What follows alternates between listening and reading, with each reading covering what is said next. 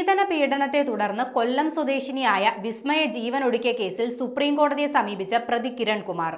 തനിക്കെതിരായ ശിക്ഷാവിധി മരവിപ്പിക്കണമെന്നാണ് ഹർജിയിലെ ആവശ്യം.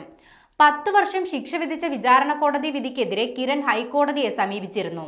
എന്നാൽ കഴിഞ്ഞ 2 വർഷമായിട്ടും തീരുമാനമാകാത്ത സാഹചര്യത്തിലാണ് സുപ്രീം കോടതിയെ സമീപിച്ചത്. ശിക്ഷ മരവിപ്പിക്കണമെന്ന ആവശ്യവും കിരൺ ഉന്നയിക്കുന്നുണ്ട്.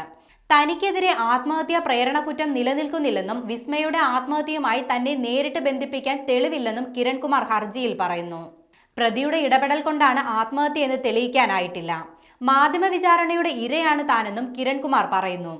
അഭിഭാഷകൻ ദീപക് പ്രകാശാണ് കിരണിന്റെ ഹർജി സമർപ്പിച്ചത്. കഴിഞ്ഞ ഡിസംബർ 30-നാണ് കിരണിന് 30 ദിവസത്തെ പരോൾ അനുവദിച്ചത്. പോലീസ് റിപ്പോർട്ട് എതിരായിട്ടും ജയിൽ മേധാവിയാണ് പരോൾ അനുവദിച്ചത്. 10 വർഷത്തെ തടവാണ് കിരണിന് കേസിൽ വിധിച്ചത്. പൂജപ്പുര സെൻട്രൽ ജയിലിൽ കഴിഞ്ഞിരുന്ന കിരൺ പരോളിന് ആദ്യം അപേക്ഷ നൽകിയെങ്കിലും പോലീസ് റിപ്പോർട്ട് എതിരായതിനാൽ ജയിൽ സൂപ്രണ്ട് അപേക്ഷ തള്ളുകയായിരുന്നു. ഭർതൃപീഡനത്തെ തുടർന്നാണ് 2021 ജൂണിൽ വിസ്മയ ഭർതൃവീട്ടിൽ തൂങ്ങി മരിച്ചത്. ഭർത്താവിന്റെ പീഡനം കാരണമാണ് വിസ്മയ ആത്മഹത്യ ചെയ്തതെന്നാണ് തുടക്കം മുതൽ ബന്ധുക്കൾ ആരോപിച്ചത്. തുടർന്ന് പോലീസ് കേസെടുത്ത് അന്വേഷണം ആരംഭിക്കുകയും കിരൺകുമാറിനെ പ്രതിയാക്കുകയും ചെയ്തു. 100 പവൻ സ്വർണവും 1.25 ഏക്കർ ഭൂമിയും ഒപ്പം 10 ലക്ഷം രൂപ വില വരുന്ന കാറും നൽകിയാണ് വിസ്മയെ കിരൺകുമാറിന് വിവാഹം ചെയ്ത് നൽകിയത്.